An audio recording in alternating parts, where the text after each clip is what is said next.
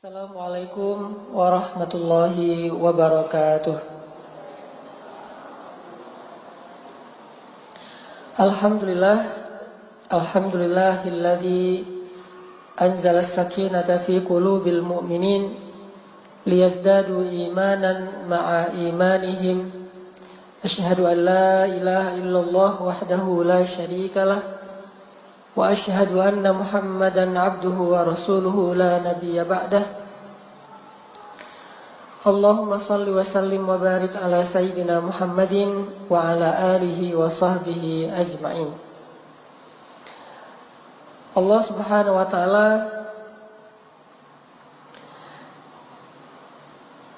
berfirman di dalam surat Ali Imran ayat 190, salah satu ayat yang cukup terkenal,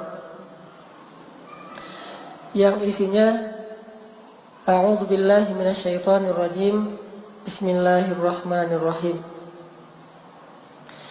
Inna fi khalqis samawati wal ardi wa ikhtilafil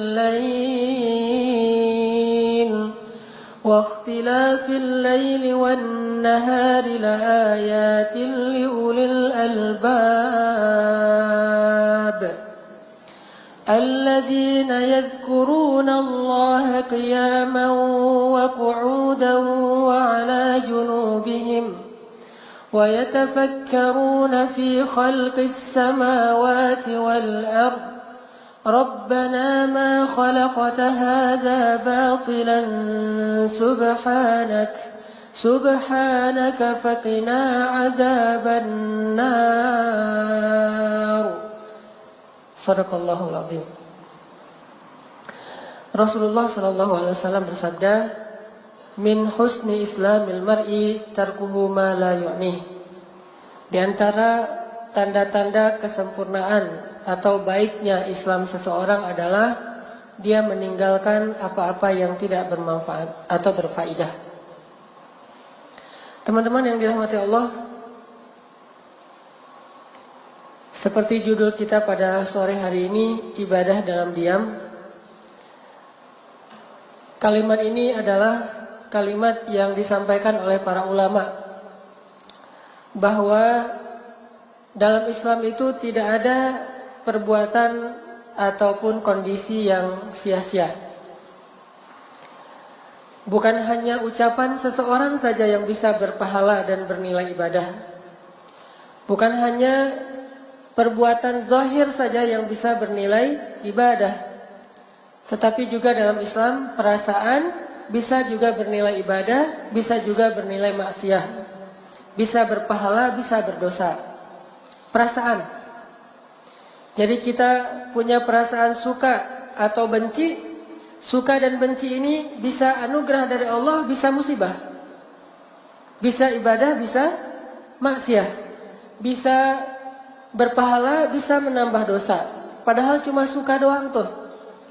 Mencintai sesuatu atau benci terhadap sesuatu, suka kepada sesuatu atau enggan terhadap sesuatu, itu aja bisa bernilai pahala, bisa bernilai dosa.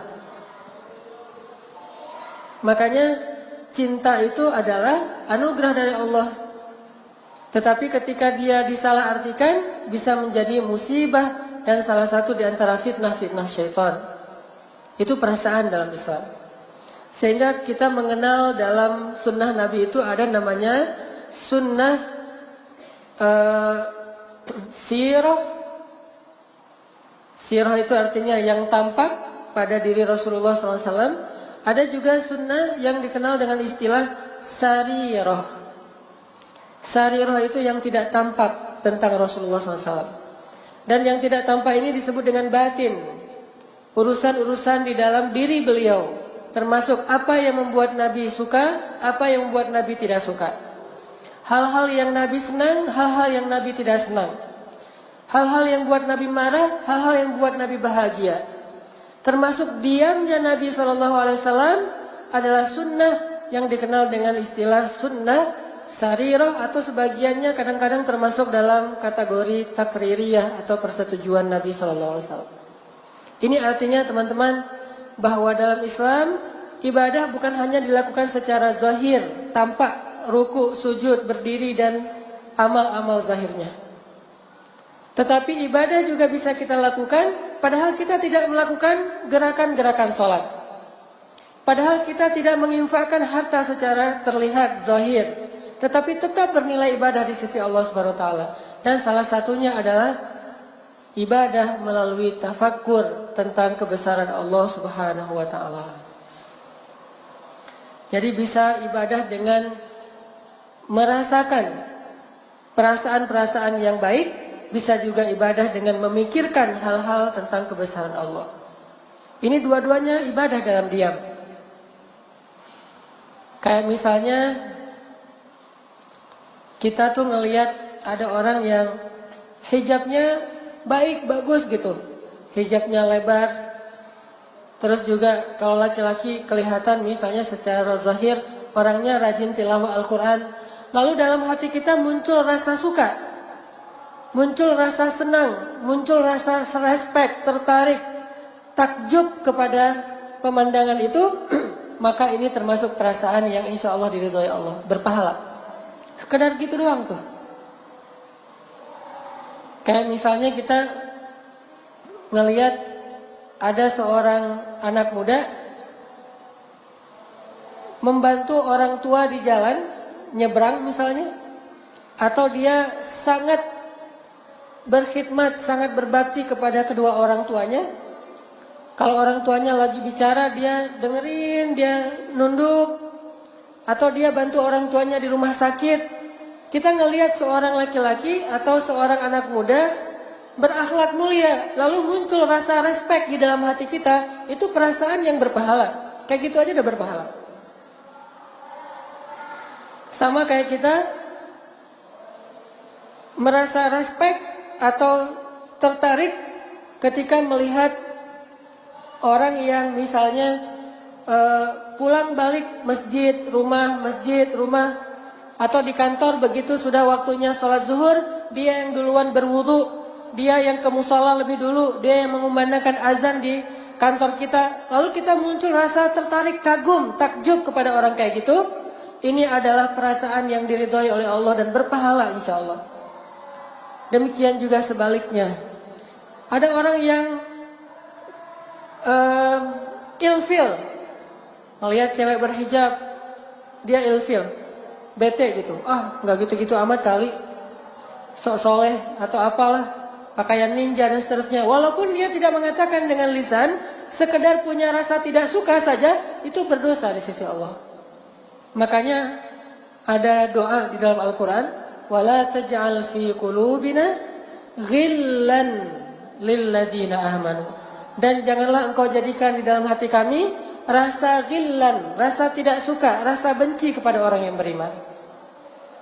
Karena perasaan pun ada nilainya, berpahala atau dosa di sisi Allah Subhanahu wa taala. Jadi teman-teman, kalau kita pengen dapat pahala dalam diam, maka kendalikanlah perasaan kita. Suka, tidak suka, cinta, tidak cinta, dan seterusnya. Sampai ada hadis tentang keistimewaan mencintai karena Allah. Dan itu banyak. Mencintai saja dan tulus cintanya. Seperti hadis tentang halawatul iman. Ayyakunallahu wa rasuluhu ahabba ilaihi mimma siwahuma. Ketika Allah dan Rasul lebih dia cintai dari apapun juga. Perasaan cinta itu adalah iman. Begitu juga perasaan benci. Ayyakraha ayyauda ilal kufri kama yakrahu ayyuqadhafa finnar. Poin yang ketiga dari hadis tentang nikmatnya iman adalah benci terhadap dosa, terhadap kekufuran, sebagaimana dia benci jika dia dilemparkan ke dalam api neraka. Perasaan cinta dan benci. Jadi jangan katakan bahwa Islam itu tidak ada kebencian. Ada, tapi kebenciannya terhadap kebatilan, kebenciannya terhadap kedurhakaan, kebenciannya terhadap kerusakan, kebenciannya terhadap kejahatan. Jadi bukan hanya aliran cinta saja tapi tidak ada bencinya. Ini tidak balance. Atau benci saja tidak ada rasa cintanya sama sekali. Ini juga tidak baik. Karena cinta dan benci bisa menjadi tanda-tanda keimanan seseorang, bahkan berpahala di sisi Allah Subhanahu wa taala, walaupun cuma diam saja. Sehingga kita perlu mengintrospeksi diri, teman-teman. Apa yang membuat kita kadang benci? Apakah masalah subjektif, hanya tersinggung perasaan kita, berarti benci kita ini benci yang tidak diridhoi Allah? Apakah karena urusan harta, berarti benci kita ini benci yang tidak diridhoi oleh Allah? Gara-gara persaingan bisnis jadi benci. Gara-gara ada yang nilainya lebih tinggi dari kita, jadi benci sama dia. Ini orang yang baper yang tidak diridhoi Allah Subhanahu wa taala. Tetapi kalau kita bencinya bukan orang tetapi perbuatan dosanya, insya Allah itu benci yang diridhoi Allah. Cuman pada kesempatan ini kita akan lebih banyak membahas ibadah dalam diam yang kedua. Bukan ibadah dalam diam dalam arti perasaan, tetapi dalam angle ibadah tafakkur. Sebagaimana tadi ayat yang saya baca di surat Ali Imran 190, gimana caranya kita beribadah dengan cara bertafakkur terhadap kebesaran ayat min ayatillah, kebesaran Allah Subhanahu wa taala. Kalau kita perhatikan, kata para ulama, ilmu itu ada dua. Ada ilmu yang didapatkan dengan cara membaca, yang didapatkan dengan cara mendengar, yang didapatkan dari seorang ulama, yang didapatkan dari buku, namanya teori, atau dikenal dengan saqafah, wawasan. Ada juga ilmu yang didapatkan bukan dengan cara membaca, tidak tertulis di dalam kertas ataupun teks, tetapi didapatkan dengan cara mentafakuri, memikirkan, merenungkan, dan objeknya bukan tulisan, bukan bacaan, bukan huruf, tetapi objeknya adalah semesta. Itu dikenal dengan istilah hikmah. Sehingga ada orang yang dikenal dengan istilah alim atau orang yang ulama. Ada juga yang dikenal dengan istilah hakim, orang yang bijaksana, ahli hikmah. Atau bisa jadi dua-duanya, seorang yang alim plus hakim. Dia banyak ilmu saqafah, wawasan, dia juga orang yang sangat hikmah, bijaksana karena mentafakuri kebesaran Allah. Dan kalau kita lihat di dalam Al-Quran, salah satu orang yang Allah sebutkan hakim atau Allah berikan hikmah itu adalah Nabi Yahya alaihissalam. Sejak kecil udah dikasih hikmah. Ya Yahya khudil kitaba biquwwah wa atainahul hukma sabiyya. Sejak kecil Allah sudah memberikan hikmah kepada Nabi Yahya. Apa maksud hikmah? Nabi Yahya lebih paham kitab Taurat daripada ayahnya sendiri, yaitu Nabi Zakaria. Padahal Nabi Yahya itu belajar Taurat dari Nabi Zakaria, tetapi beliau lebih mengerti Al-Taurat daripada ayahnya. Kenapa? Karena banyak tafakkur. Dari kecil hobinya itu sama dengan sepupu beliau, Maryam. Senangnya itu duduk di sebuah tempat yang terbuka, lalu mentafakuri kebesaran Allah Subhanahu wa taala. Itu juga yang dilakukan oleh Nabi Daud dan diteruskan oleh Nabi Sulaiman. Nabi Daud hobi banget duduk di alam terbuka, kemudian mentafakuri kebesaran Allah, lalu berzikir kepada Allah, lalu diikuti oleh semesta. Bertasbihlah bersama Daud gunung, jibal. Bertasbihlah bersama Daud tuyur atau burung-burung, semuanya ikut bertasbih bersama Daud. Dan itu tidak dilakukan dalam bentuk ritual di dalam sholat atau di dalam masjid, tetapi di alam terbuka. Jadi bisa dibilang teman-teman, tafakur itu adalah hobinya para nabi. Jadi kalau ada CV para nabi gitu ya, nama Yahya, lahir di Palestina misalnya, nanti hijrahnya sampai ke Yordan. Hobi misalnya tafakur. Kalau kita mungkin traveling, kalau saya mungkin main air gitu ya. Kalau para nabi itu hobinya tafakkur. Bukan hampir, semua nabi itu senang tafakkur. Semua nabi. Walaupun yang terkenal adalah Nabi Ibrahim, tafakkur. Lihat bintang, ini Tuhan gak ya? Lihat bulan, inikah Tuhan? Lihat matahari, benarkah ini Tuhan karena dia lebih besar? Tafakkur dalam mencari kebenaran. Lalu Allah membimbingnya kepada kebenaran. Lalu terkenal juga tafakkurnya Sulaiman. Terkenal juga tafakkurnya Nabi Ayub ketika beliau sakit. Terkenal juga tafakkurnya Nabi Musa ketika di Madian dan di Bukit Tursaina. Terkenal juga tafakkur yang sangat banyak dari para anbiya. Makanya Nabi Yahya lebih paham kitab Taurat daripada Zakaria, karena salah satu hobi yang paling disukai Yahya itu sejak dari kecil adalah tafakkur. Dari kecil. Makanya buat ibu-ibu nih, biasakan anak kita tafakkur, Bu. Gimana caranya? Pancing, kasih dia pancingan, kasih dia semacam clue gitu buat dia mentafakkur. Biasakan dia, bantu dia, bimbing dengan tafakkur. Misalnya pas lagi jalan, ngelihat apa, kaitkan dengan Allah. Apapun yang terjadi dikaitkan dengan Allah. Apapun yang terjadi dihubungkan dengan Allah. Harus dihubungkan dengan Allah. Itu yang dilakukan oleh para anbiya dan orang-orang soleh. Kayak ada adegan kalau kita baca kisah Nabi Yahya. Suatu hari Nabi Zakaria seharian gak ketemu dengan anaknya Yahya, sehingga khawatir terhadap keselamatan Nabi Yahya. Soalnya orang-orang Bani Israel tuh senang banget menyakiti para anbiya, dan banyak yang pengen membunuh Nabi Yahya. Soalnya ulama-ulama Bani Israel, Yahudi, takut Yahya itu akan menggeser posisi mereka di antara masyarakat sebagai ulama. Sedangkan posisi mereka sebagai ulama itu menguntungkan secara materi.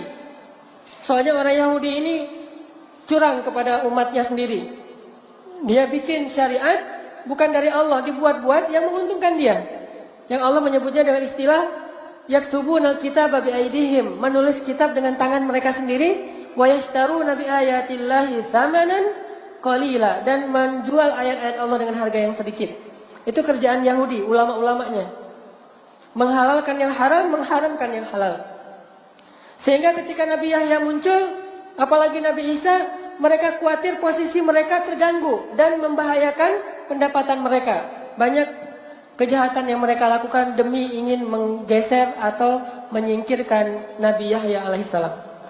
Sehingga suatu hari Nabi Zakaria tidak melihat Nabi Yahya di rumah ibadah, tidak juga di rumahnya. Sehingga Nabi Zakaria mencari-cari seharian, di mana Yahya, di mana Yahya. Akhirnya Nabi Zakaria mencari di dalam hutan. Ketika dicari di dalam hutan atau di sebuah kebun, Nabi Zakaria melihat Nabi Yahya sedang duduk di depan sebuah lubang yang dibuat sendiri oleh Nabi Yahya. Mirip dengan kuburan. Maka mendekatlah Nabi Zakaria kepada Yahya, bertanya, "Ya bunayya, wahai anakku tersayang, apa yang kamu lakukan sendiri di dalam kebun ini? Apa yang sedang kamu lakukan sendiri di sini, wahai Yahya?" Apa kata Yahya? "Ya abati, wahai ayahku. Bukankah ayah menceritakan bahwa yang bisa menghidupkan hati itu adalah mengingat kematian? Bukankah mengingat kematian itu akan membuat seseorang itu selalu sadar dan tidak lupa kepada Allah?" Kata Zakaria, "Benar. Maka wahai ayah," kata Yahya, "saya sengaja datang ke sini menggali sebuah lubang seolah-olah itu kuburan. Lalu saya mengingat kematian dengan cara menatap ke arah kuburan itu. Lalu saya berkata kepada diri sendiri, wahai diriku, kamu pasti akan dikuburkan di tempat ini suatu saat kelak. Dan saat itu terjadi, maka kamu hanya seorang diri, tidak ada yang bisa menolong kamu, wahai diriku, jiwaku." Jadi Nabi Yahya itu usia masih sekitar 7 tahun, udah punya inisiatif tafakkur. Bayangin anak 7 tahun gali kuburan terus tafakkur. Ada nggak sih anak sekarang kayak gitu? Yang ada anak sekarang 7 tahun mungkin nge-game. Anak 7 tahun mungkin sibuk dengan gadgetnya. Anak 7 tahun ngejar-ngejar Go Pokemon. Ke masjid juga, tetapi bukan untuk sholat ya. Soalnya Pokemonnya masuk masjid. Ya kejar tuh ke dalam masjid. Beda generasinya. Kalau dulu 7 tahun udah punya hobi tafakur. Sampai punya inisiatif membuat galian. Lalu dia duduk di depannya sambil menangis. Yahya menangis. Makanya kata Allah, Nabi Yahya itu adalah hamba yang sangat lembut hatinya. Apa sifat Nabi Yahya? Wahananan min ladunna wa zakatan wa kana taqiyya. Hanan at-taqi. Itu sifat Nabi Yahya. Saya menamakan diri dengan Hanan at-taqi itu karena berharap bisa meneladani Nabi Yahya. Dan itu salah satu nabi favorit saya banget lah pokoknya. Makanya pas saya punya anak laki-laki satu-satunya, langsung saya kasih nama Yahya. Dari dulu saya favorit banget, ngefans banget sama Nabi Yahya. Seandainya ada IG-nya pasti saya following. Cuma gak ada IG-nya. Dikepoin cari-cari mana IG Nabi Yahya, memang gak ada kan ya. Facebooknya gak ada, IG-nya gak ada, yang ada suratnya. Sehingga saya hafal surat tentang Nabi Yahya, yaitu surat Maryam, yang dibuka dengan kisah Nabi Yahya. Lalu saya berdoa dengan doa Nabi Zakaria supaya dikasih anak laki-laki dan akan diberi nama Yahya. Alhamdulillah dikabulkan. Itu ajaib banget tuh doa. Kalau teman-teman pengen punya anak laki-laki dan soleh, coba hafal doa di pembukaan surat Maryam. Fahabli min ladunka waliya waj'alhu rabbi radiyya.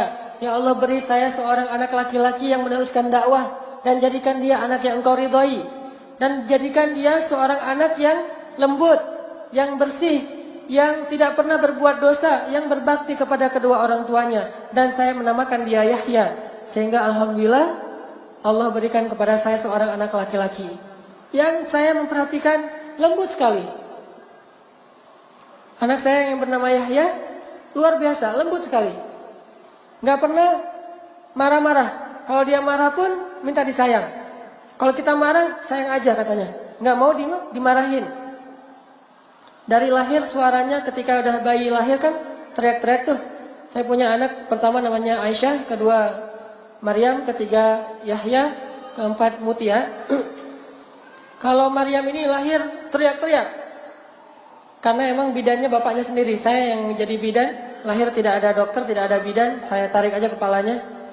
Jadi pas dia keluar dari kandungan, yang pertama dia lihat wajah saya. Wah, ini bapak saya.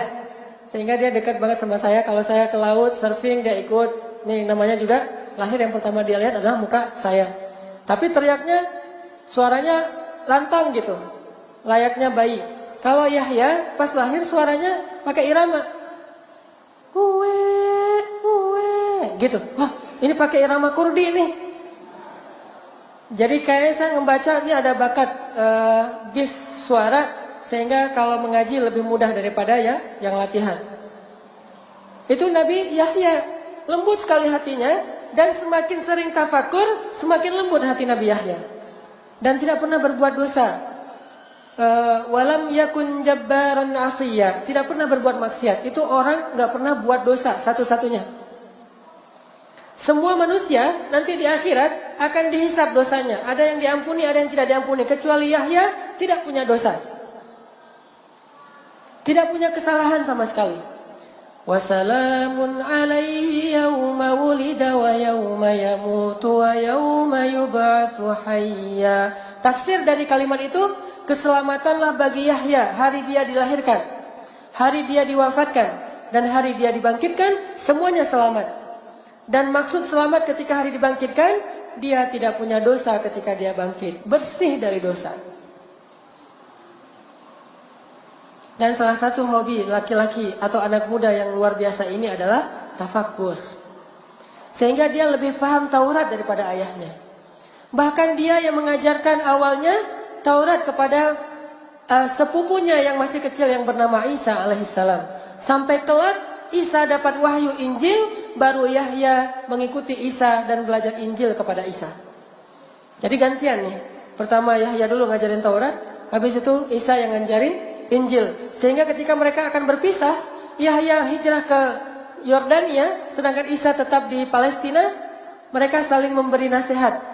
Kata Yahya, ya Isa, nasihatin gua dong. Kan kita mau pisahan nih. Beri saya nasihat, wasiat, ausi ini. Nasihatin gua dong Yahya, Isa. Kata Isa, kamu jangan kebanyakan menangis. Itu nasihat Nabi Isa kepada Yahya, jangan kebanyakan nangis saja, bukan cengeng ya, karena beliau orang yang tangguh, bahkan anak seorang seorang tukang kayu. Jadi Nabi Zakaria, Yahya ini orang yang tangguh secara fisik, tetapi nangisnya itu karena takut kepada Allah, sehingga disebut kasirul buka, sangat banyak menangis. Asal malam tuh di rumah Yahya pasti terdengar orang menangis. Setiap malam di rumah Yahya ada orang menangis dan Nabi Yahya sedang menangis. Rabbi, gimana saya ya Rabbi, nanti di akhirat gimana ya Rabbi, ampunilah dosa saya, ampunilah dosa keluarga saya dan seterusnya. Nangis saja sepanjang malam karena tafakur. Wahai Yahya, jangan terlalu banyak dan sering menangis, kata Isa. Terus Isa balik, wahai Yahya, sekarang beri saya nasihat juga sebelum kita berpisah. Apa kata Nabi Yahya? La taghdab, jangan sering marah-marah. Karena Nabi Isa ini keras orangnya. Jadi beda banget nih. Nabi Isa tegas, Nabi Yahya lembut. Kayak Umar dengan Abu Bakar. Selalu kayak gitu orangnya. Kayak Musa dengan Harun. Musa keras, Harun lembut. Umar keras, Abu Bakar lembut. Isa keras, Yahya lembut. Allah bikin selalu seimbang di antara dakwah-dakwah hamba-hambanya. Selalu harus berjalan kayak gitu. Kalau dominan salah satunya, nggak akan sempurna. Sehingga kata Nabi Yahya, ya Isa, jangan kebanyakan marah, bersabarlah gitu. Karena Nabi Isa kalau ngelihat kemungkaran, wah dihabisin sama Nabi Isa. Jadi spesialis kemungkaran. Kayak di Indonesia kan ada nih, yang dakwahnya spesialis nahi mungkar, ada yang dakwahnya spesialis amar ma'ruf, ada yang dakwahnya dengan spesialis segmen A, B, C sampai Z. Maka mereka pun berpisah. Nabi Yahya pergi ke Yordania, yang sekarang disebut dengan tepi barat dan tepi timur. Kemudian Nabi Isa tetap di Palestina. Ini hobinya Nabi Yahya. Sehingga kalau teman-teman baca kisah para sahabat, orang tuh makin sering menangis, makin sering tafakur, makin dalam ilmu hikmahnya. Orang kadang sering tafakur, terus di hatinya tuh dilembutkan dengan air mata. Karena air mata ini membersihkan jiwa, membersihkan hati, sehingga makin lama makin lembut, peka banget. Tafakur, nangis, makin peka. Tafakur lagi, nangis, peka. Terus aja gitu. Ternyata ini pendidikan luar biasa loh. Bahkan kalau nggak sekolah pun, cukup tafakur aja, ini udah jadi orang hebat nih. Nggak usah sekolah yang sifatnya akademik misalnya. Walaupun itu sesuatu yang baik. Dia nggak sekolah akademik pun, dia kerjanya tafakur aja setiap hari, itu aja udah menjadi orang yang luar biasa. Karena ini adalah sekolahnya para nabi. Ini mata kuliahnya para sahabat. Ini materi pendidikannya keluarga-keluarga para anbiya. Tafakur. Dan ini sudah jarang dibahas di sekolah-sekolah kita. Kalau tidak dibahas di sekolah, harusnya dibahas di rumah. Tetapi juga di rumah sedikit. Kalau teman-teman tahu, saya awal tahu dakwah itu gara-gara tafakur. Dulu ketika saya sekolah, pesantren namanya. Pesantren kita itu pesantren modern, campur ikhwan akhwat, sehingga tetap aja namanya campur ada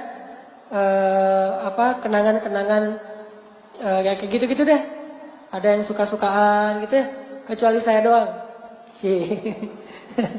Kenapa? Karena saya nggak ada yang mau. Untung ya, untung saya fisik biasa aja, wajah biasa aja, terus juga secara materi keluarga saya orang miskin. Terus prestasinya juga nggak unggul-unggul amat, sehingga tidak ada yang mau. Kalau pengen sih pengen, cuma nggak ada yang mau, gimana ya? Dan saya mah apa tuh? Jadi nggak ada. Ada aja adegan-adegan kayak gitu. Belum lagi nanti pesantren kita itu pernah menjadi pesantren yang ikut lomba band. Malah salah satu band yang cukup terkenal di Aceh tuh dari pesantren. Biasanya anak band mah dari SMA, ini mah dari pesantren. Dulu lagunya tuh lagu-lagu yang agak-agak underground. Jadi pesantren lagunya underground. Tapi macam-macam, ada yang seleranya dangdut aja kuc-kuc hotahe. Ada yang underground, ada yang pop, Westlife dulu mah masih masa-masa Boyzone, The Moved, gitu-gitu deh. Ini pesantren. Kalau saya karena senang reggae, Bob Marley. Jadi lagu-lagunya tuh lagu-lagu reggae. Sampai akhirnya Dan waktu itu udah ada Raihan, Hijaz, lagu-lagu nasyid. Kita mah nggak suka lagu-lagu nasyid. Dianggap cemen gitu. Sampai akhirnya suatu hari ketika lagi liburan sekolah, saya lagi main bola di depan masjid. Masjid di Aceh itu kan halamannya luas-luas tuh. Kita bisa main bola di depan masjid. Ternyata di masjid itu lagi ada jamaah tabligh khuruj di situ. Kan jamaah tabligh mah khuruj antar masjid ke masjid ya 3 hari, 40 hari gitu. Ada jamaah dari Pakistan lagi khuruj di masjid saya di Banda Aceh. Pas kita lagi main bola, pas istirahat habis main bolanya habis asar, mendekati maghrib kita istirahat, dipanggil sama salah satu amir jamaah dari Pakistan yang lagi khuruj di situ. Sini gitu, pakai bahasa Inggris. Come here. Akhirnya saya datang, duduk di sebelah dia senyumin aja, senyum orang soleh. Dari senyumnya aja udah nambah iman ya. Kalau senyum kita kan mematikan. Ini senyumnya menghidupkan. Ada orang yang senyum mematikan hati, ada orang yang senyumnya menghidupkan hati. Makanya cewek-cewek kalau ngeposting, senyumlah yang menghidupkan hati. Senyumnya ditutup dengan cadar, jadi gak kelihatan. Kalau senyum kita berlebihan, malah mematikan hati orang yang ngelihat. Ini orang soleh senyum ke saya, jadi saya kayak dapat ilham, dapat hidayah gitu. Oh, orang soleh ya gitu. Jadi orang yang di pesantren gak tahu apa-apa tentang agama, hanya belajar teori saja. Saya tahu fikih sholat, saya tahu fikih puasa dan seterusnya, belajar fikih, tetapi tidak punya semangat yang baik. Tidak menjadi orang yang soleh, yang berimbang dengan ilmunya. Sampai amir atau pemimpin jamaah ini bilang ke saya sambil nunjuk ke langit. What's that in Indonesian?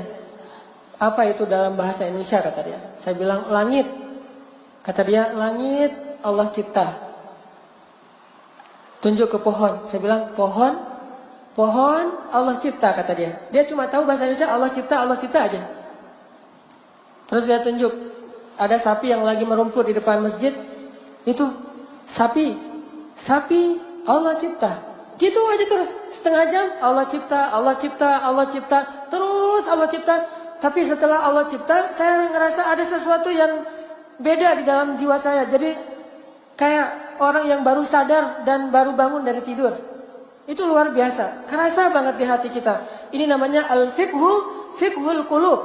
Pemahaman yang paling baik itu dirasa di hati, bukan hanya difahami dengan logika. Dan itulah yang disebut dengan fikih dalam Islam. Dan itu tidak akan didapatkan kecuali dengan cara-cara yang Allah ajarkan. Diajarkan oleh orang-orang ahli hikmah. Materinya adalah kebesaran-kebesaran Allah dan akan sampai ke dalam hati. Bukan menambah wawasan. Wawasan apa? Orang saya juga udah tahu. Langit, orang saya yang ngasih tahu. Pohon, sapi, batu, segala macam, gunung. Karena rumah saya itu dekat laut, dekat gunung. Jadi kita ngabolan banget. Jadi anak kalau saya nonton si bolang tuh kayak nonton masa kecil saya. Kadang di laut, kadang di gunung. Kalau kita haus tinggal pergi ke kebun wakaf. Di Aceh tuh banyak kebun wakaf. Tinggal petik aja buah kelapa. Petik manjat, petik sendiri, kupas sendiri. Banyak anak Aceh tuh ngupas kelapa itu nggak pakai golok.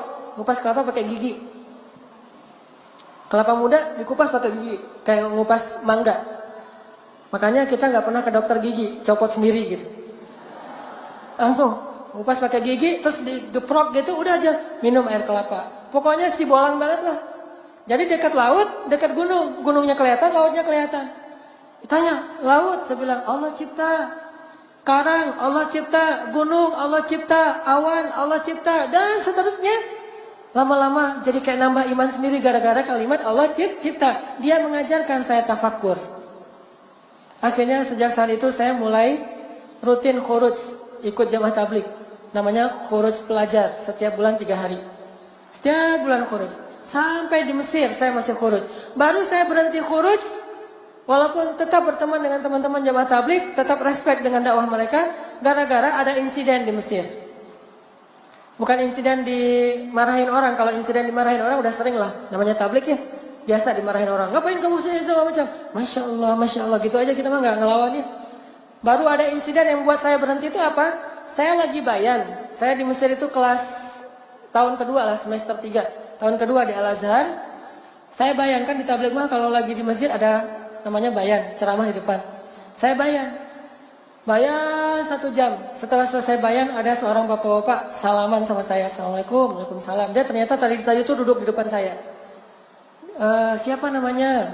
Saya sebutin. Dari mana? Dari Indonesia. Oh, belajar di mana? Di Al-Azhar, saya bilang.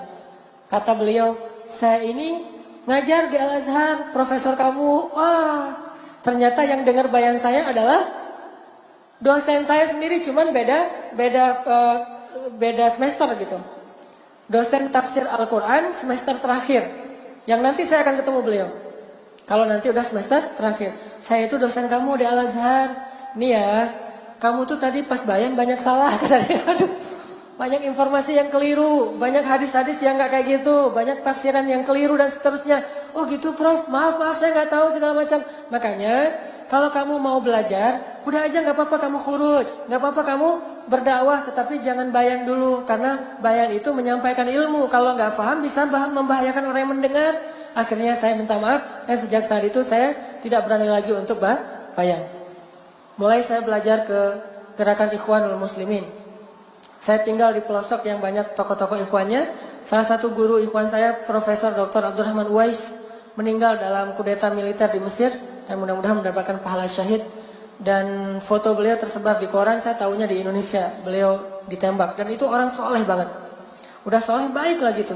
Setiap, beliau gak pernah mengambil gajinya di kampus. Diambil sih 1.000 pound, tetapi setelah diambil langsung dibagi-bagi kepada mahasiswa. Saya sering dibagikan gaji beliau. Ditanya, kalau udah gajian langsung pergi ke kos-kosan mahasiswa Indonesia, nanya, anak-anakku udah pada beli buku belum? Belum Prof gitu. Ini beli buku. Udah aja dibagi-bagi untuk beli buku kuliah. Udah pada bayar uang kuliah belum? Belum. Bayarin kalau yang nggak dapat beasiswa. Bulan ini udah belanja beras belum? Atau gandum atau apa? Kita mah pasti jawabannya belum. Namanya mahasiswa ya? Belum aja. Masalahnya belum aja semuanya. Untung si dokternya nggak kok belum aja nih jawabannya. Kasih aja setiap bulan tuh habis gaji beliau 1.000 pound untuk membiayai kita-kita. Dan beliau hidupnya dari kebun. Dan setiap panen pasti datang bawa berkarung-karung hasil panen. Adas, kemudian gandum segala macam dibawa untuk mahasiswa. Ada yang zakat, ada yang sedekah, ada yang hadiah. Orang yang solehnya luar biasa. Saya kenal banget dengan beliau. Tidak sombong sama sekali.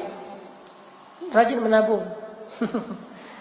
dan tidak sombong. Intinya teman-teman, saya sendiri ngerasa bahwa tafakur itulah yang mengantarkan saya kepada dakwah.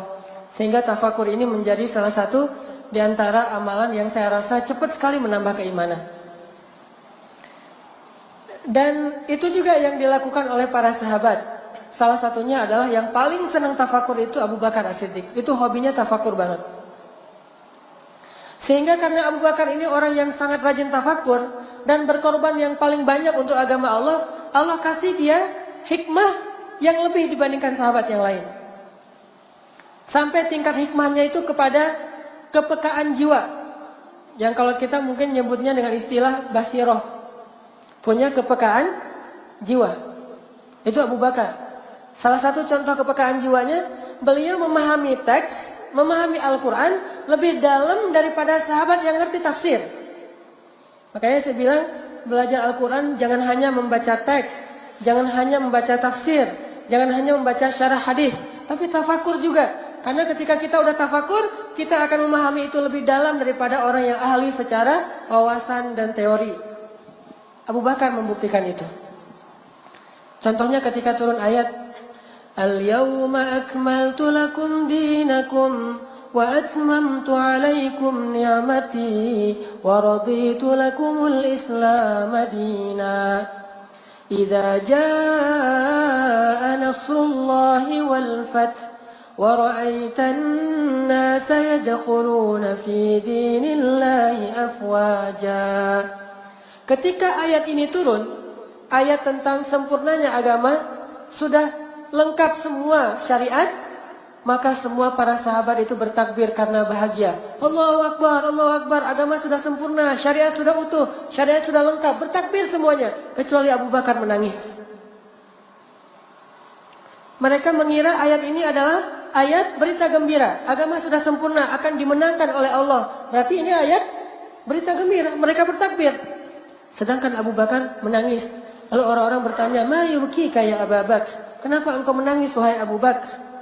Abu Bakar mengatakan, "Memang ini adalah ayat berita gembira. Tetapi di sisi yang lain, ketika Allah sudah menyempurnakan agamanya, berarti tugas Nabi sudah selesai. Dan jika tugas Nabi sudah selesai, berarti sebentar lagi Nabi akan kembali kepada Tuhannya dan akan berpisah dengan kita." Baru para sahabat menangis semuanya. Jadi loadingnya beda. Kalau Abu Bakar tuh nggak ada buffering, cepat gitu. Kenapa nggak ada bufferingnya? Loadingnya cepat karena beliau punya kepekaan jiwa yang lebih dan memahami teks lebih dalam daripada orang ahli tafsir. Ibnu Abbas saja nggak sepaham itu. Padahal Ibnu Abbas ini hibrul ummah, ahli Al-Quran. Salim Maula Abi Huzaifah, hamilul Quran. Ibnu Mas'ud, qari'ul Quran, qari'nya Nabi Sallallahu Alaihi Wasallam. Tetapi ketika turun ayat ini, mereka memahami secara teori. Abu Bakar memahami apa yang ada di balik itu, namanya hikmah. Karena hikmah itu sesuatu yang di baliknya, yang tidak akan terlihat hanya dengan pemahaman teoritis atau ilmiah. Itulah Abu Bakar As-Siddiq. Baru mereka pada nangis. Gitu juga ketika turun ayat idza jaa nasrullahi wal fath. Saat saat Fathu Makkah. Ketika Fathu Makkah, semua orang waraitan nasa yadkhuluna fi dinillahi afwaja. Orang berbondong-bondong masuk Islam. Bahkan yang dulunya memusuhi Islam sekarang menjadi pembela Islam seperti Ikrimah, seperti Sofwan, seperti Suhail. Banyak orang-orang yang benci kepada Islam sekarang menjadi pemeluk Islam. Sehingga seolah-olah dakwah ini sudah berada di puncaknya. Udah menang. Maka Abu Bakar pun menangis. Orang-orang bertanya lagi, "Ya Abu Bakar, bukankah hari ini hari bahagia? Ketika manusia berbondong-bondong masuk Islam dan dakwah kita sudah dimenangkan, kenapa engkau menangis?" Kata Abu Bakar, "Ma ba'dal kamali illa nuqsan." Tidak ada yang terjadi setelah kesempurnaan kecuali kekurangan. Artinya kalau udah sampai di puncak, maka yang setelahnya adalah penurunan. Dia bisa melihat sesuatu yang setelahnya. Kalau kita masih belum di puncak, berarti ini akan naik terus nih. Tapi kalau udah di puncak, yang setelahnya adalah turunan. Maka tidak ada setelah hari ini yang penuh dengan kesempurnaan kecuali kekurangan. Dan apa yang dimaksud dengan kekurangan? Yang pertama, kekurangan itu adalah kita akan ditinggalkan oleh Rasulullah SAW. Itu nukson pertama yang sangat menyedihkan. Nukson kedua, terjadinya fitnah, di mana orang-orang banyak yang keluar dari Islam dan munculnya nabi-nabi palsu. Fitnah di zaman Abu Bakar. Tetapi di balik semua itu tetap menunjukkan bahwa punya firasat yang dalam. Karena Abu Bakar ini orang yang suka tafakur, dan dengan tafakur itu Allah melembutkan jiwanya sehingga Abu Bakar dikenal dengan orang yang istilahnya raqiqul qulub, raqiqul qalb, orang yang hatinya lembut sekali, peka banget. Raqiqul qalb, hatinya riqqah, sangat lembut. Bahkan ketika Rasulullah sakit, lalu Rasulullah meminta Abu Bakar yang jadi imam, kan? Suruh Abu Bakar untuk menjadi yaumun nas, menjadi imam bagi orang-orang. Kata Rasulullah kepada Bilal, "Ya Bilal, cari Abu Bakar, suruh dia jadi imam." Lalu Bilal mencari-cari Abu Bakar, gak ketemu. Mungkin Abu Bakar lagi di kebunnya atau di pasar. Karena ini sudah waktunya sholat, akhirnya Bilal berinisiatif menyuruh Umar jadi imam. Bayangin, ini ijtihadnya Bilal. Karena menurut Bilal kalau nggak ada Abu Bakar ya Umar. Dan benar juga. Sesuai dengan nanti urutan khilafah. Habis Abu Bakar Umar. Jadi Bilal juga ngerti. Cuman dalam hal ini Rasulullah nggak setuju. Begitu Umar, kata Bilal, "Ya Umar, kamu jadi imam. Rasulullah nggak bisa ke masjid, lagi sakit." "Oh gitu, ya udah." Udah dikumpulin orang. Begitu Umar bertakbir, kan suara Umar itu keras banget tuh. Allahu Akbar. Dan Nabi rumahnya di sebelah masjid. Mendengar suara Umar, apa kata Nabi? La. Amma hadza fala. Jangan. Kalau yang ini jangan nih, jangan. Kata Rasulullah teriak dari dalam rumahnya. Langsung Umar membatalkan sholat, jadi Bilal dipukulin Bilal sama Umar. Lo ngapain lo nyuruh gua jadi imam? Rasulullah aja gak setuju. Kata Umar. Nabi saking gak setujunya tuh sampai teriak-teriak. La, gak boleh. Yang ini gak boleh jadi imam. Maksudnya gak boleh dia jadi imam selama masih ada Abu Bakar. Akhirnya Umar langsung balik badan nyari. Bilal. Aduh Umar. "Ya Bilal, celaka kamu," kata Umar. "Kenapa kamu suruh saya? Sementara Rasulullah gak setuju." Kata Bilal, emang sih Rasulullah tuh nyuruhnya Abu Bakar, cuma nggak nemu. Saya udah ngepo-ngepoin nggak ada yang aktif handphonenya. Di miss call nggak diangkat, di japri nggak dibaca, nggak kerit aja tuh. Atau gimana, ini udah waktunya sholat. Akhirnya semuanya pada dikerahkan nyari-nyari Abu Bakar. Pas Abu Bakar datang baru Abu Bakar menjadi imam dan Rasulullah diam. Setuju dengan keimaman Abu Bakar. Nah, ketika Rasulullah menyuruh Abu Bakar jadi imam, Aisyah protes. Karena Aisyah itu anaknya sendiri, anaknya Abu Bakar. Protes, ya Rasulullah, suruh orang lain, jangan Abu Bakar. Sesungguhnya Abu Bakar itu orang yang lembut sekali hatinya. Kalau dia jadi imam saya khawatir lebih banyak menangisnya daripada bacaannya. Bayangin, baru Bismillahirrahmanirrahim. Alhamdulillahi Rabbil Alamin. Udah aja nangis. Nangis. Ini kapan selesainya nih nangis melulu.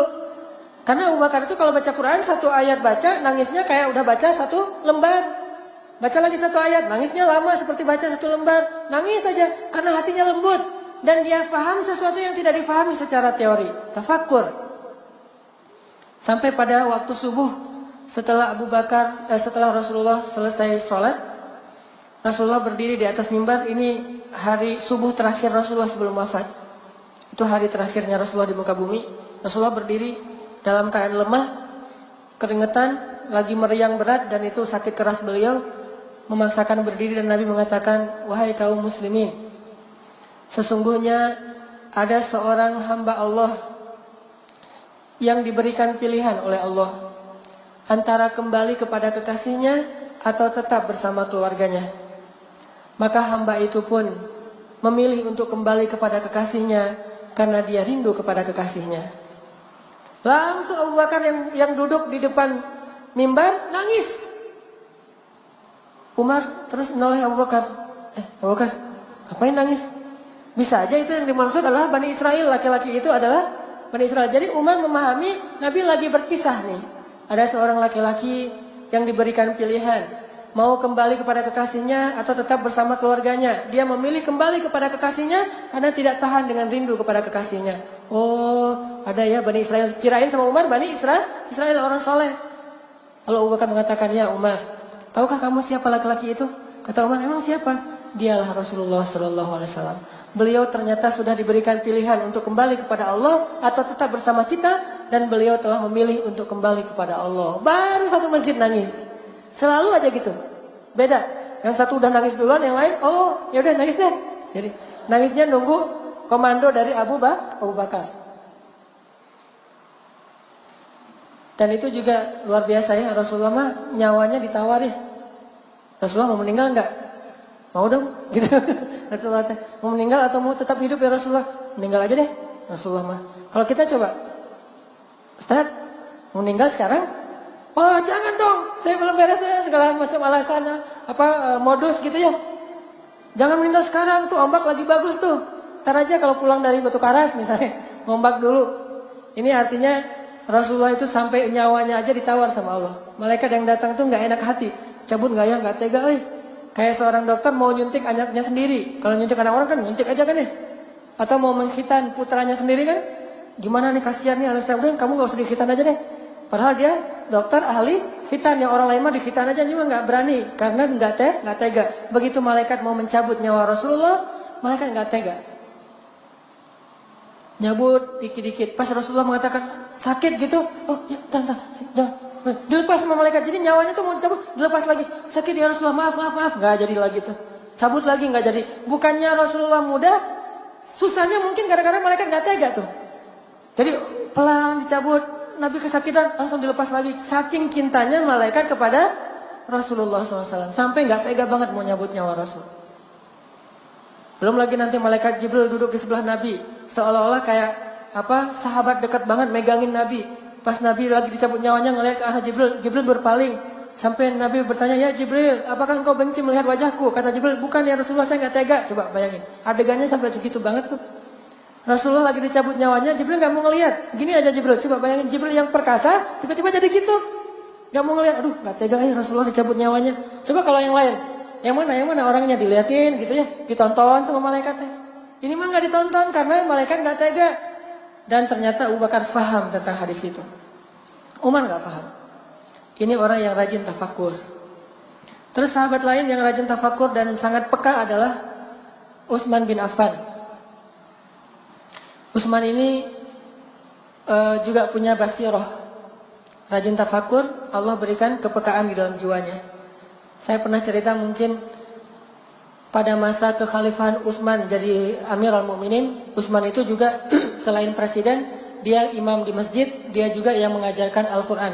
Jadi presiden, imam, ulama sekaligus. Ini Khulafaur Rasyidin tuh empat-empatnya kayak gitu. Ideal gitu ya. Dia presiden, dia imam masjid, dia juga yang ngajarin ilmu.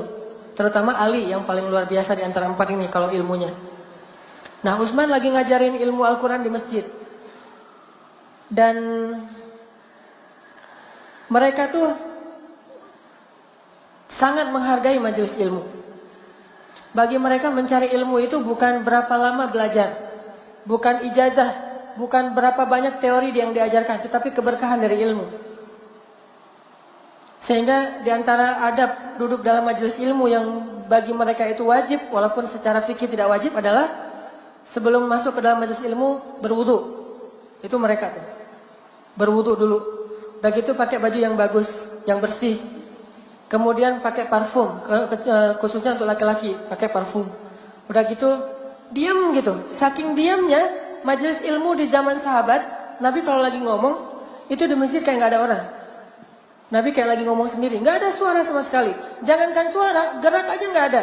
Seolah-olah kata para ulama, saking nggak bergeraknya mereka mendengar Nabi menyampaikan ilmu, seandainya burung hinggap di atas kepala mereka, tuh burung bisa bikin sarang di atas kepala mereka. Saking nggak bergerak.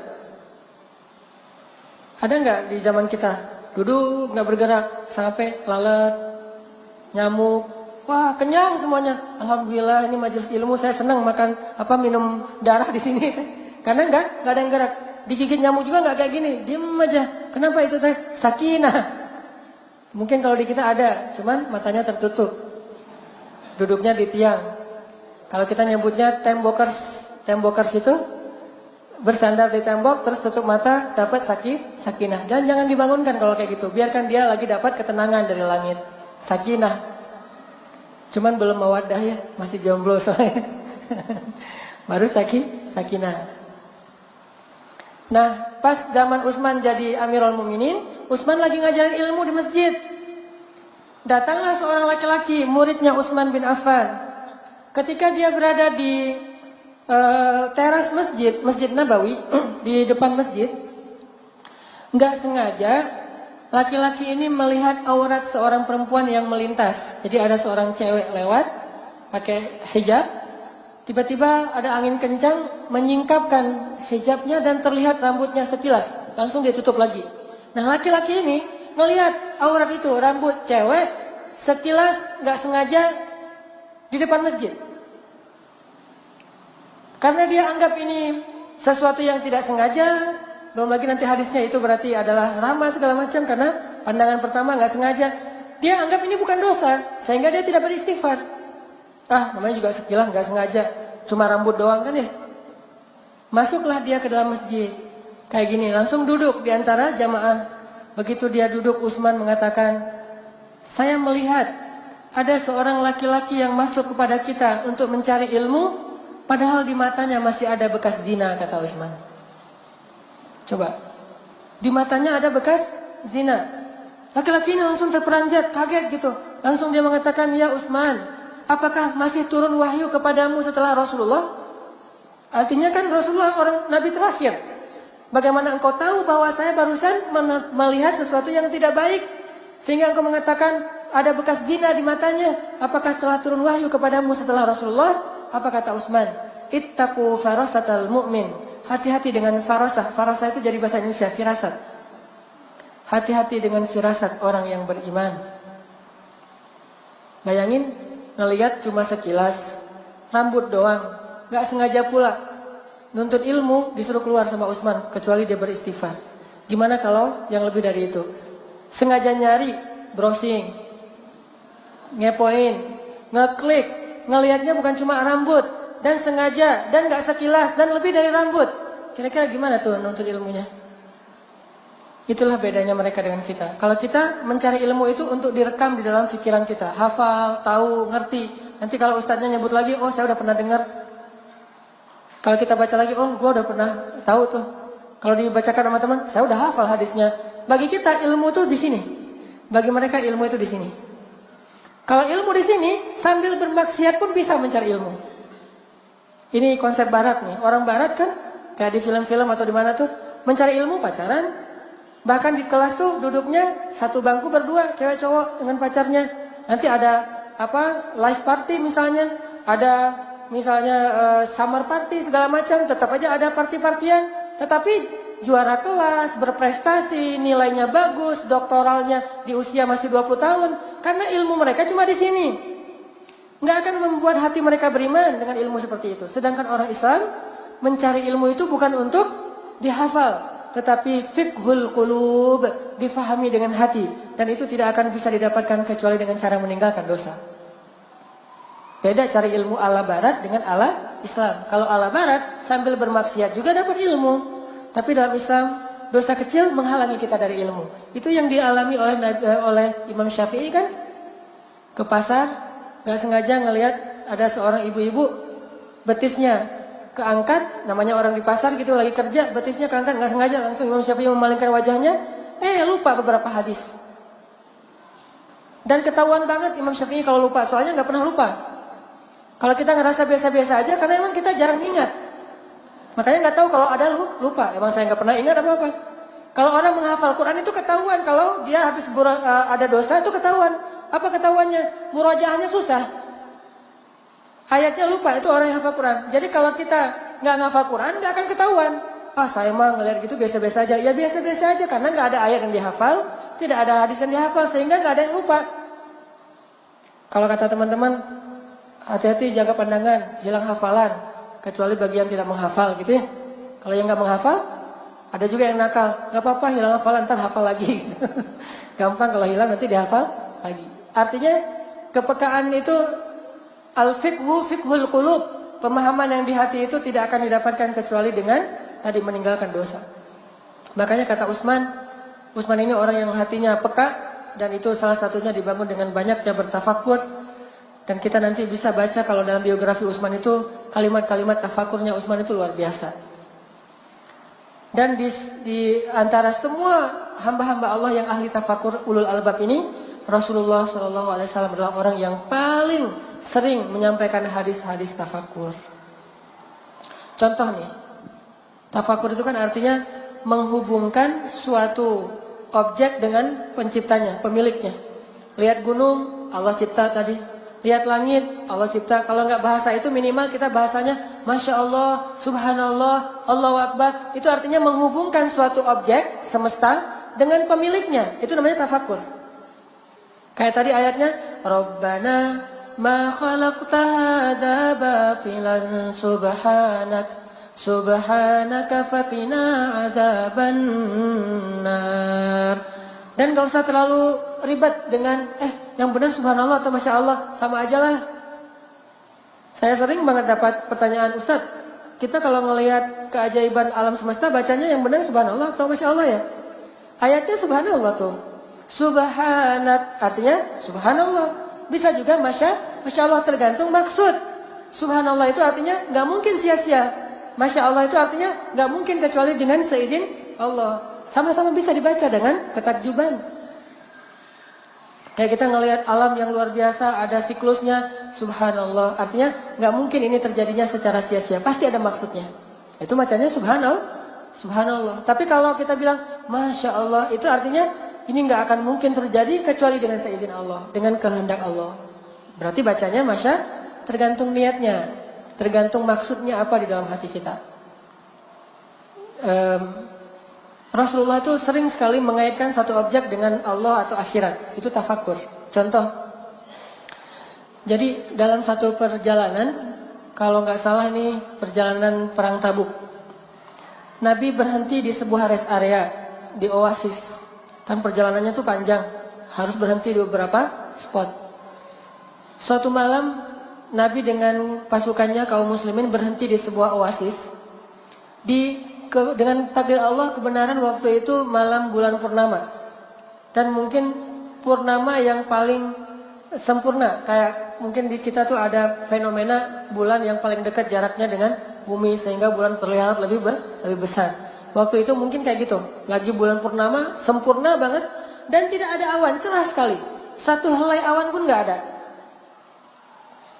Lalu para sahabat yang lelah berjalan, mereka tidur di hamparan pasir sambil ngelihat ke langit, melihat bulan purnama yang terang banget tapi tidak menyilaukan. Hening pada ngelihat langit gitu, sambil istirahat gitu. Jadi hiburan mereka itu ngelihat langit. Kalau hiburan saya tuh ngelihat istri.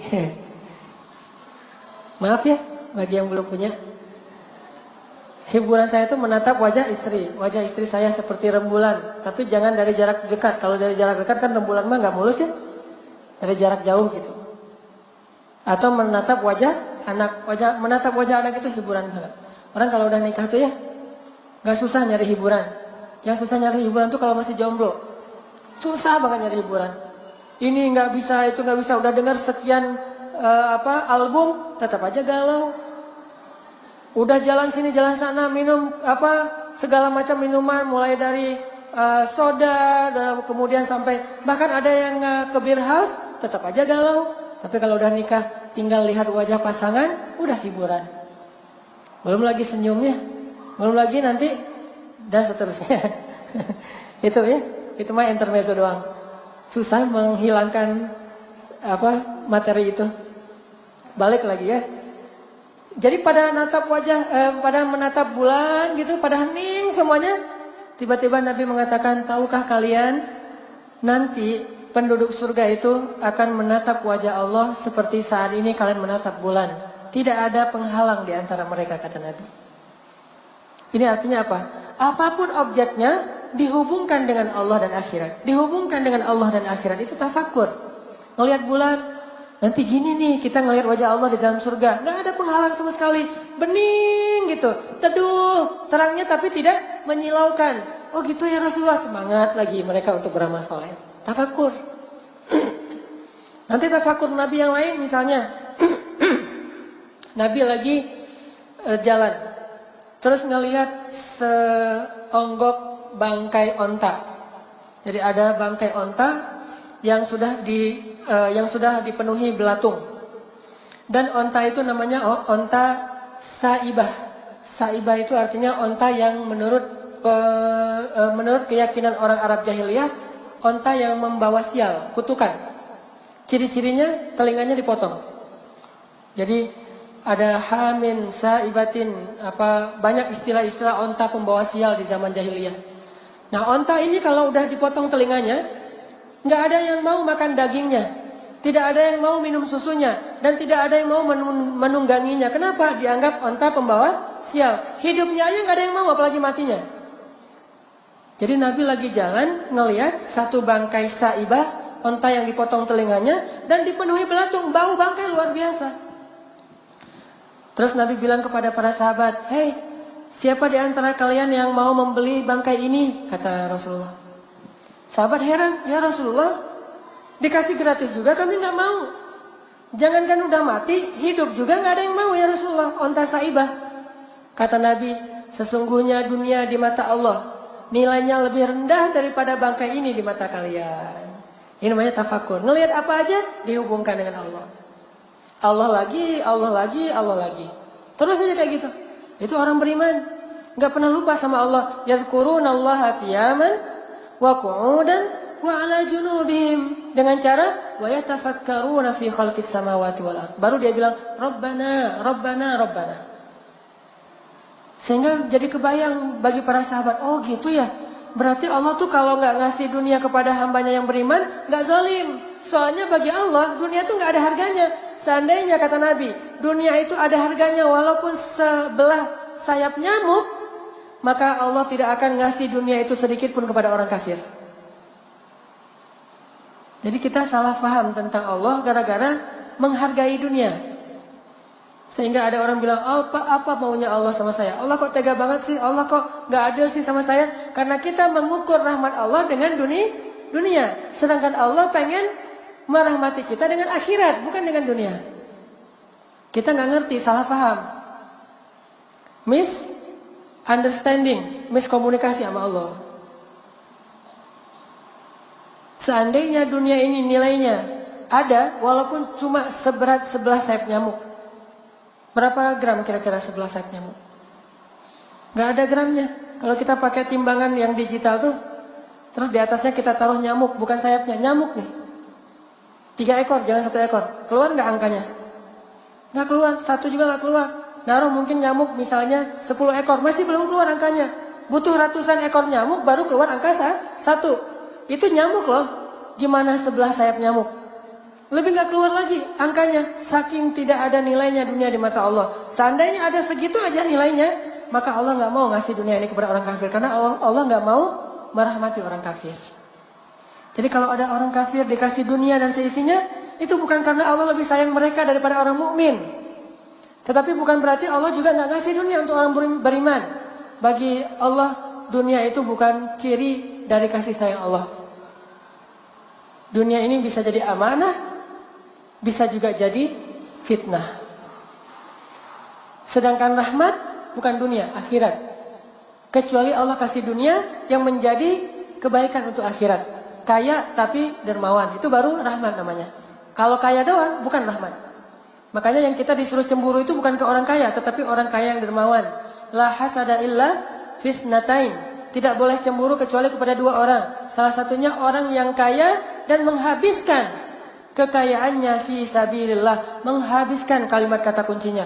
Kekayaannya fi sabilillah. Jadi yang kita cemburu itu bukan kekayaan, tetapi habisnya kekayaan itu di jalan Allah. Jadi dunia itu baru jadi rahmat kalau dunia itu membawa orang kepada akhirat, baru jadi rahmat. Kalau semata-mata dunia saja, itu bukan rahmat di mata Allah. Jadi jangan salah faham.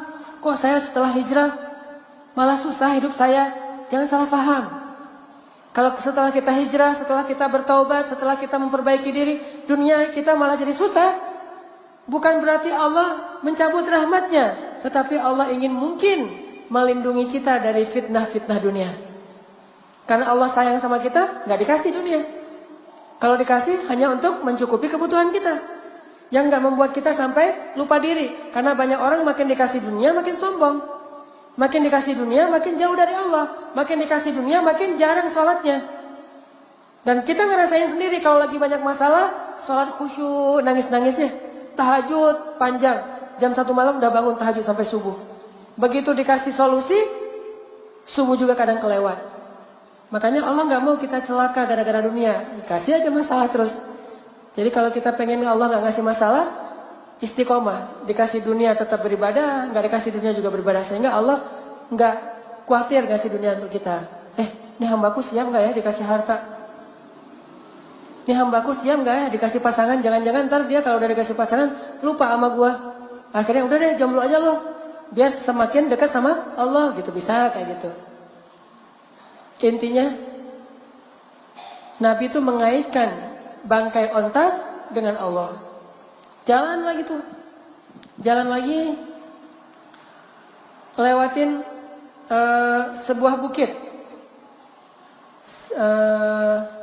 Namanya Bukit Jamdan. Di daerah Madinah.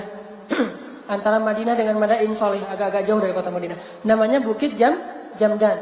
Jamdan ini salah satu bukit yang paling angker bagi orang Arab. Jadi kalau udah lewat lereng atau lembah Jamdan, semua orang ketakutan. Dianggap ada jin penunggunya. Dan di situ banyak orang yang celaka. Sehingga ketika kaum muslimin lewat lereng atau lembah Jamdan, banyak desas-desus di antara kaum muslimin. Ini Jamdan loh, ini Jamdan loh. Mulai ada cerita horor. Lalu Nabi mengatakan, Hada Jamdan. Ini adalah bukit atau gunung Jamdan. Dan dia adalah sabaqal mufarridun.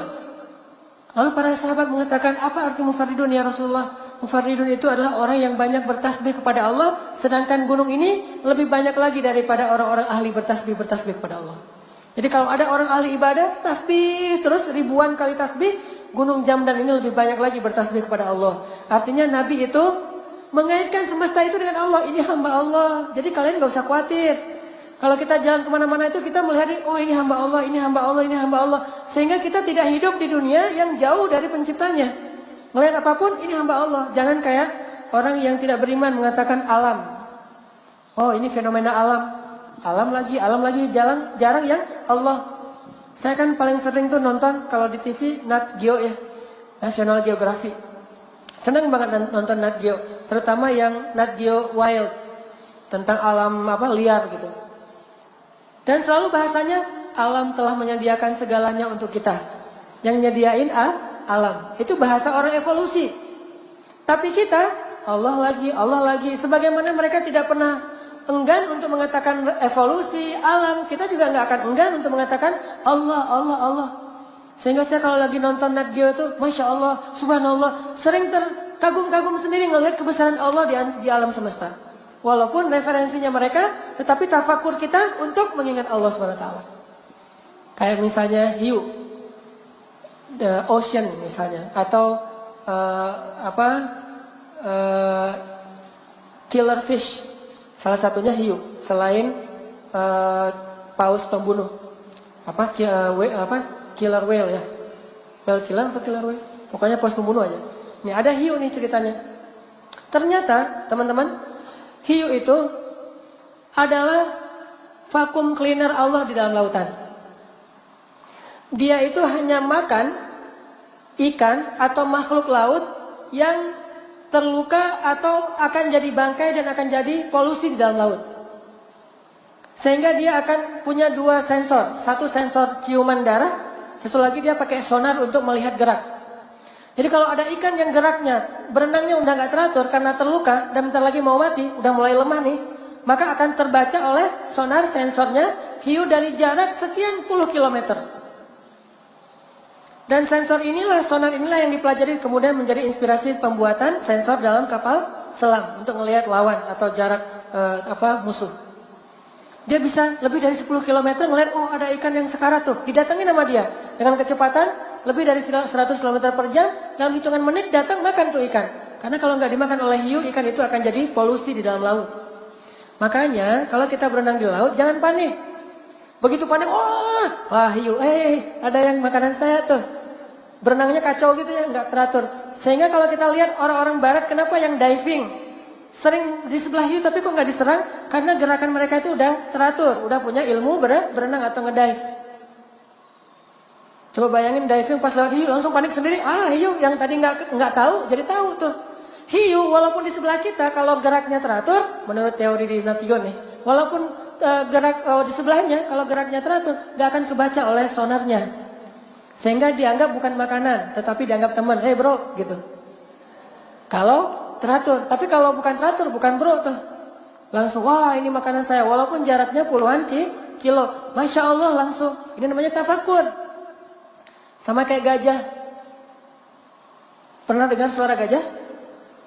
Kalau gajah bersuara yang bisa kita dengar, berarti dia lagi guyon. Kalau dia manggil temannya, kita nggak bisa dengar. Dia menggunakan suara frekuensi rendah yang tidak mampu didengar oleh manusia. Kita tuh bisa mendengar suara dengan frekuensi tertentu yang udah tinggi. Itu aja kadang-kadang, masih ya. Gajah teh memanggil temannya dalam jarak sampai 12 km, itu dengan frekuensi rendah yang kita aja nggak dengar di sebelahnya. Kita di sebelah gajah nih. Kita nggak tahu ternyata dia lagi manggil temannya 12 kilo. Kita yang di sebelah dia nggak dengar. Beda indra. Gimana kita tahu gajah lagi manggil temannya? Telinganya dibuat tegak gini, kemudian di bawah pipinya itu kembang kempis. Itu berarti dia sedang mengeluarkan suara frekuensi rendah yang didengar oleh temannya 12 kilo lebih, dan dia mengatakan, teman-teman, ini ada makanan nih. Ini ada kebun tebu. Akhirnya temannya yang dari jarak 12 kilo langsung datang. Kalau dalam teknologi kita disebut dengan share location. Jadi dia nge-share log ke temennya tuh pakai frekuensi rendah. Langsung, ntar sinyalnya putus-putus nih kata temennya teh. Ngejar langsung ke spot itu dan nggak meleset sama sekali. Allah maha besar, tidak ada yang sia-sia yang Allah ciptakan. Makanya tafakur. Nabi itu suka sekali mentafakuri sesuatu dan dikaitkan dengan Allah atau minimal dengan akhirat. Naik gunung Uhud. Kata Nabi, Uhud adalah gunung yang kami mencintainya, dia mencintai kami. Uhud itu salah satu gunung-gunung surga. Dan seterusnya. Pokoknya tafakur aja. Makanya coba kalau teman-teman jalan, namanya bukan tadabbur alam ya. Kalau tadabbur mah Al-Quran. Kalau teks itu ditadaburi, kalau alam itu ditafakuri. Namanya bukan tadabbur alam tapi tafakur alam. Coba tafakuri kebesaran Allah Subhanahu wa taala. Dan fungsinya satu melembutkan hati, kedua menambah iman, ketiga memunculkan kepekaan dan pemahaman yang dalam diri kita. Inilah salah satu hobi para anbiya, terutama Rasulullah SAW, beribadah dalam diam, yaitu dengan cara merasa sesuatu yang baik atau yang buruk karena Allah, dan yang kedua dengan cara memikirkan dan mentafakuri kebesaran Allah Subhanahu wa taala. Mudah-mudahan ini bisa kita amalkan, bukan hanya jadi wawasan. Sering-sering deh, malam-malam kalau mau tahajud keluar rumah dulu lihat, wah alam langit, terus baca inna fi khalqis samawati wal ard wa ikhtilafil laili wan nahar la ayatil liulil albab, baru salat. Insyaallah akan lebih berkesan. Mudah-mudahan dengan demikian kita semakin yakin sama Allah, semakin believe, semakin keep the faith, karena sering tafakur melihat bukti-bukti kebesaran Allah dan lebih berserah diri lagi kepada Allah Subhanahu wa taala. Barakallahu li wa lakum. Wassalamualaikum warahmatullahi wabarakatuh.